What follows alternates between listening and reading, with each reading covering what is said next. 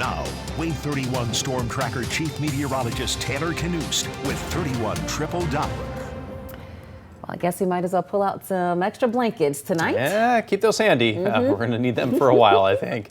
But along with that, we're eventually going to need the rain gear. Maybe not tomorrow, but by the end of the week, wet weather settling in. Okay. Not cold enough for snow here in North Alabama, but a cold rain coming a few days from now. As for tonight, it is dry and it's definitely cooling off. 32 degrees in Huntsville.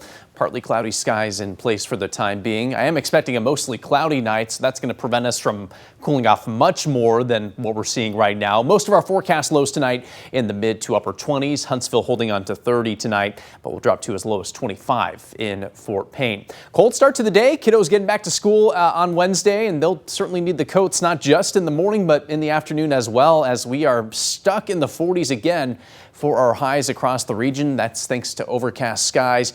Not much of a wind to worry about, and just low-end chances at some rain. I'll walk through you with that in just a second. Only 46 tomorrow in Scottsboro, 46 in Decatur, and 45 your forecast high in Athens. So here's that cloud cover. Chances of rain are slim, and if we do see a few showers pop up, it's going to be likely south of the Tennessee River. So a good chance Huntsville is dry tomorrow. Muscle Shoals, good chance you're dry as well. Certainly looking dry in our southern middle Tennessee counties. Skies will clear out for most of Wednesday night. Could be a little bit of fog early on Thursday, but most of Thursday should end up being sunny. And then as we head toward Friday, the clouds roll back in ahead of our next weather maker. It does look like it will be dry Friday morning and Friday afternoon, but by Friday evening, here comes the moisture. Widespread rain moving in, and it's going to stick around on Friday night through Saturday morning.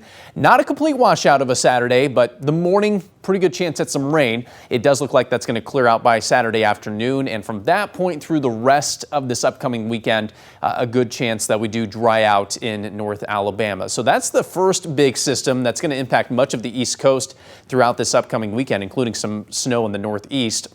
Another big system is set to move our way early next week. A similar system, just located a little bit farther to the west. So with that in mind, a little bit more favorable for not just rain, but potentially a few thunderstorms on Monday night into early Tuesday. Now, the good news for us here locally is the severe weather threat looks to stay well to our south along the Gulf Coast from Houston, Texas, all the way through the Florida Panhandle. That'll be the area to watch for potential severe weather with that Monday system.